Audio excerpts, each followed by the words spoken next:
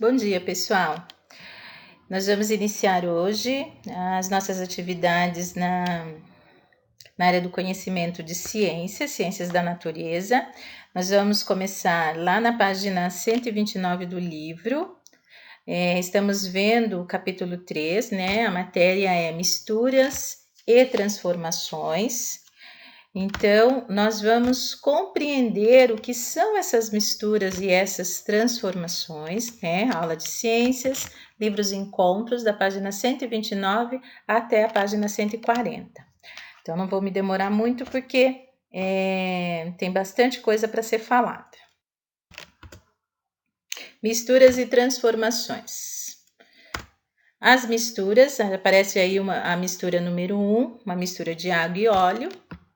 E a mistura número 2 é o aço, né? Que é uma mistura de liga metálica formada por ferro e carbono. Igualzinho está no livro de vocês, tá? E aí vem algumas questões no livro de vocês. Qual a principal diferença entre a mistura 1 e a mistura 2? A principal diferença entre a mistura 1 e a mistura 2 é que conseguimos ver as substâncias que fazem parte da mistura 1 e não podemos ver as substâncias que fazem parte da mistura 2. Então, quando a gente vê aqui a mistura da água e do óleo, então a gente consegue perceber o que é água e o que é óleo, né? Porque elas não, essa mistura na realidade, ela não se mistura totalmente, né? Os elementos, eles ficam ali de uma forma que a gente consegue visualizar o que é um e o que é o outro. E já que eu não consigo, já na figura, na mistura número 2, eu não consigo dizer para você qual é a liga metálica, qual é o ferro, onde fica o ferro e onde fica o carbono nessa liga metálica.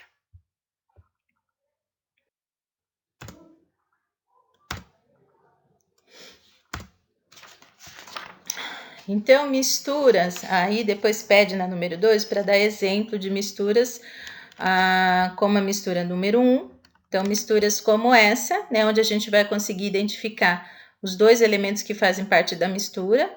Eu vou ter a água e a areia, tá? Então, aí eu tô respondendo já a segunda questão da página 129.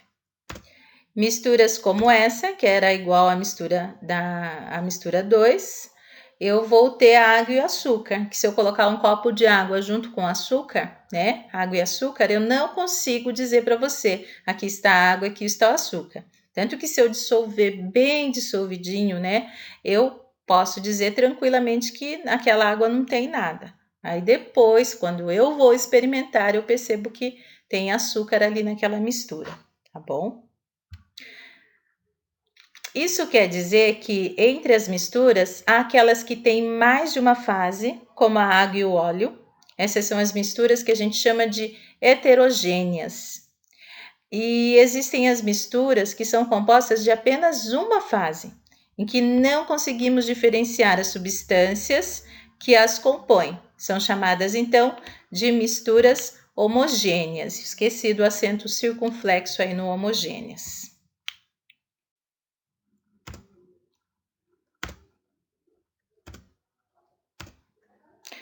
Lá na página 130, era para a gente fazer uma experiência, né? Então, aí eu trouxe aqui para vocês uma figura de água com óleo, água com açúcar e um perfume, né?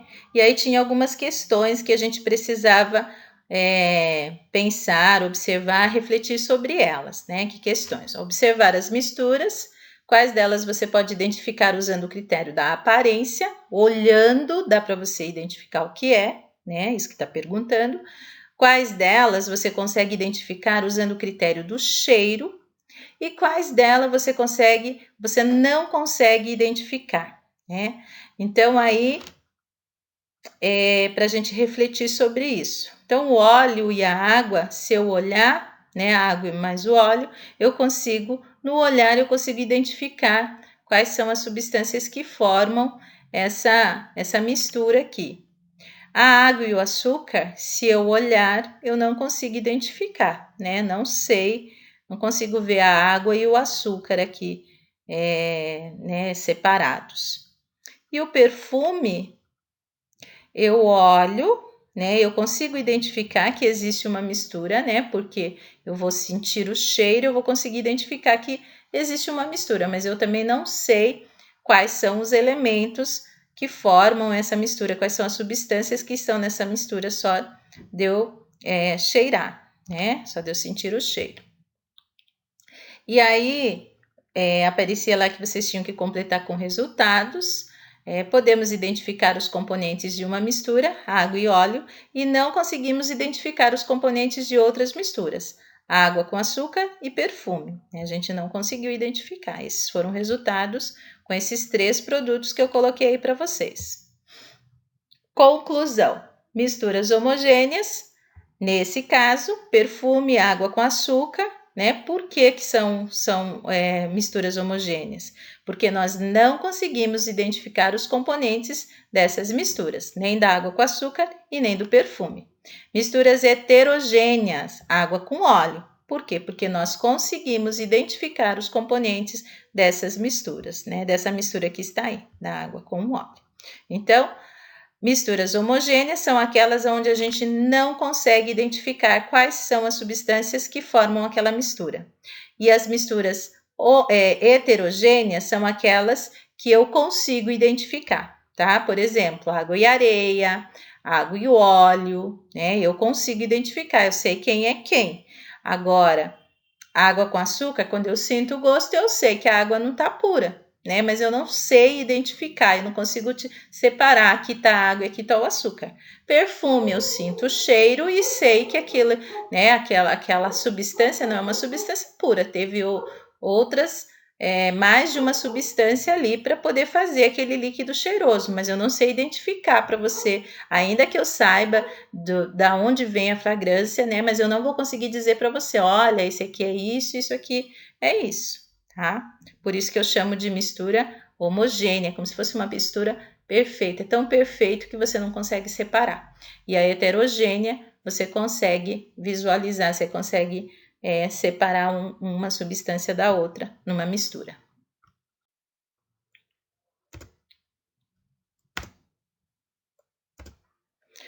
Nós vamos ter na página 131, né, que era para a gente colocar as substâncias que formavam, né, as figuras, né, as fotos que estavam aí. A gente tinha uma xícara de café com leite, né, que é formado por café com leite, né, café e leite no caso, né, o pãozinho, farinha, fermento e sal, o iogurte que tá aí, né, leite, açúcar e morango, e o suco que tá aí, não aparece na minha figura banana, porque eu não achei uma foto com a banana também, mas no de vocês aparece, né? Então, aí eu coloquei maçã, banana e água, tá? Então, essa aqui é a resposta da página 131 aí, que está embaixo das fotos, das figuras aí para vocês, tá? Seguindo, tem mais uma pergunta. Quais as diferenças que você percebe entre o leite e o iogurte? Eu coloquei, o leite é mais fininho, né, mais ralinho, e o iogurte é mais grosso, mais consistente, né, mais denso o iogurte.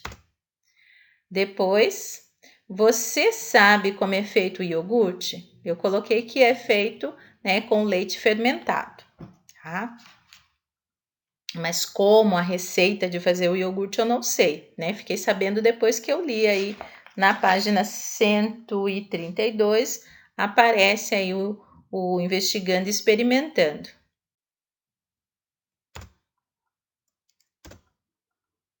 E aparece lá em cima, né, que nós vamos ver agora o que são as transformações.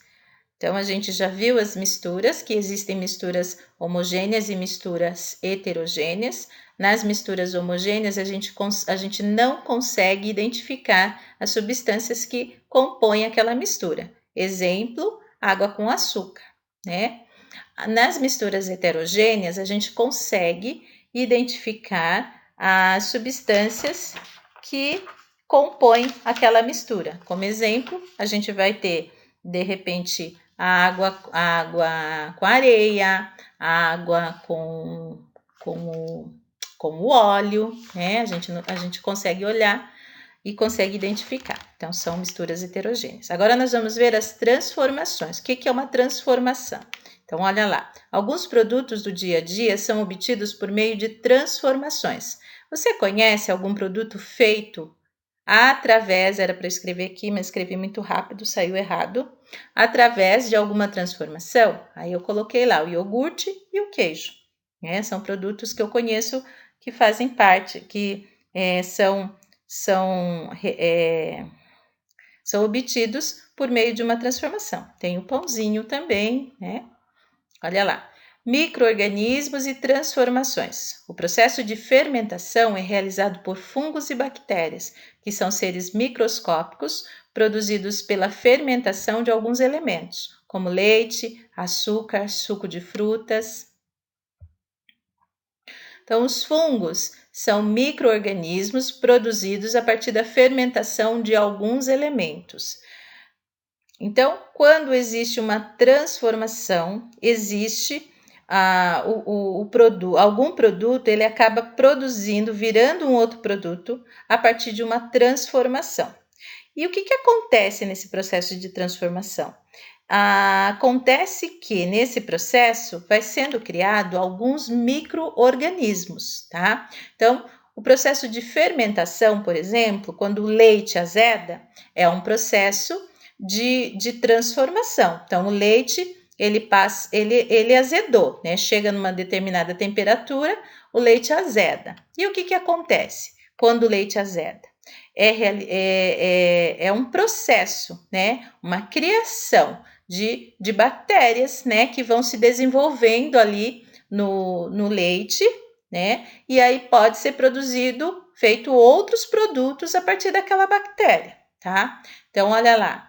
Então, aí explica pra gente que existem os fungos e bactérias, que são organismos bem pequenininhos, que só podem ser vistos com microscópios, né?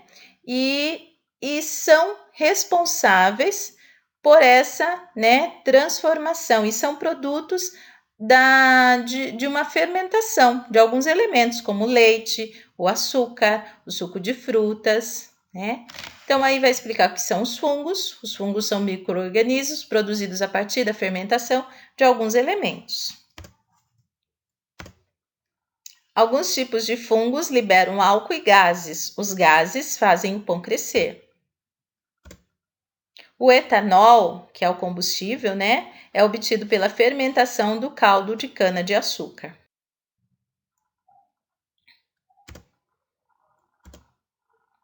Aí nós vamos ter as questões lá da página 136, né? Tinha duas questões para vocês responderem.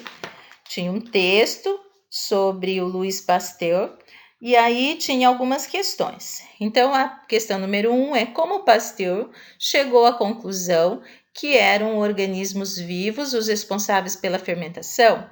Aí eu coloquei, ele ferveu o vinho e a produção das bactérias que produziam o álcool pararam de acontecer. Então, quando ele ferveu o vinho lá a 55 graus Celsius, ele percebeu, né, olhando lá pelo microscópio, que as bactérias, né, que estavam sendo produzidas, né, pela fermentação, elas pararam de acontecer, tá? E a questão número 2 pergunta assim: o que é pasteurização segundo o texto? Então, pasteurização segundo o texto é o controle de micro-organismos a partir do aquecimento de substâncias a alta temperaturas. Então, é assim que acontece o processo de pasteurização. Então, isso é feito com o leite também, para que o leite não estrague, né? É rápido. Então, é fervido. Depois, antes de colocar na caixinha, o leite, ele é fervido em altas temperaturas, para ele poder ter mais, lógico que tem conservantes também, né? Mas existe esse processo aí de pasteurização, tá bom? Agora nós vamos ver o que são as bactérias. Entre os seres mais simples do planeta estão as bactérias, e elas foram provavelmente os primeiros seres vivos da Terra. As bactérias nos auxiliam na produção de produtos como o iogurte. São micro-organismos muito pequenos, só podem ser vistos por microscópios, em grandes aumentos. Podem ser encontrados na forma isolada ou em colônias em todos os ambientes do planeta. E aí tem a figura, uma figura ampliada, né, aumentada várias vezes, para a gente poder ver a bactéria. Depois nós temos as algas, né? Aí tá explicando para vocês aonde elas vivem, né? Na água de rios, lagos, oceanos e até mesmo em solos úmidos. Existem outros seres muito pequenos. As algas microscópicas também só pode ser vista com microscópio. As algas que vivem na superfície da água doce e salgada formam os fitoplânctons e servem de alimento a outros organismos aquáticos como os peixes. E aí, um exemplo de alga, né? Essas aqui a gente consegue visualizar, tá, gente? Não são as microscópicas, tá bom? Nós temos também um outro ser micro-orgânico chamado protozoário. São organismos formados por uma única célula, mas que tem a capacidade, a palavra aí é capacidade. Tem no livro de vocês certinho, tá, gente? Aqui na hora de digitar, eu tava digitando rápido e acaba tendo alguns erros aí. Mas tem a capacidade de exercer funções vitais, como alimentação, crescimento, reprodução e excreção. Eles podem habitar águas doces e salgadas, solos e animais. E aí, nesse caso, né, quando habitam os animais, esses protozoários são parasitas, tá? Alguns podem se locomover. Vários protozoários são responsáveis por doenças no homem, como a malária, doença de Chagas e a giardíase, um tipo de infecção intestinal. E aí mostra para vocês vários tipos de protozoários, né? Aí tem embaixo aí o que causa doença de Chagas, tem o que causa a malária. Só pra gente, né, a giardíase aí, que é uma parasita que vive no intestino, tá? Então, só pra gente ter uma ideia aí.